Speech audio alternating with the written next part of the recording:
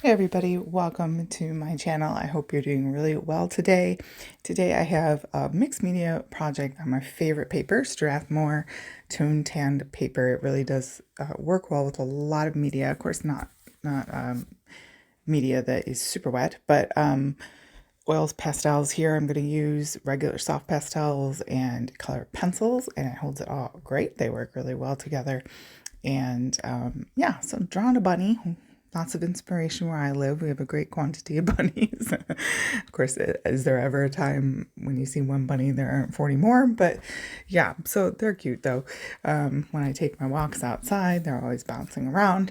And it's a great opportunity, fairly simple shape for a bunny, relatively speaking, and to work on fur a little bit. So I started off with a quick sketch and then some soft pastel and then kind of smeared that around to give a quick foundation.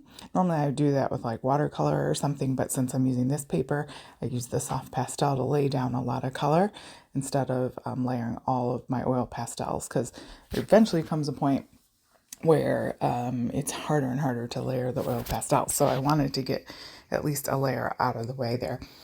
Yeah, so I think he turned out cute. I feel like if I can get the eye and the head in the right spot, the rest follows. I don't know.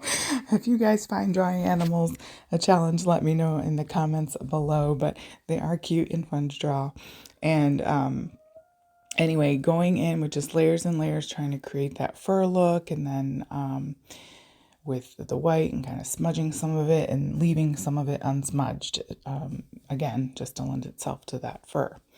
Encourage you to hit the like and subscribe. Check out all the links in the description. Sometimes you have to click see more or whatever the word is now. YouTube's constantly changing things, making it really hard for artists in some ways to some continuity. But anyways, if you could check out those links below, that would be great. I also have I have my Etsy shop where I'm selling some original paintings, and I also have a lot of digital things going up in my Patreon shop. You do not have to be a Patreon subscriber to purchase those. But if you are one of my Patreon subscribers, then you get all of those digital uploads. You can get access for free. So it's just a matter of if you want to be a regular artist supporter or not. But either way, if you ever look over there and see something you like, you can purchase that.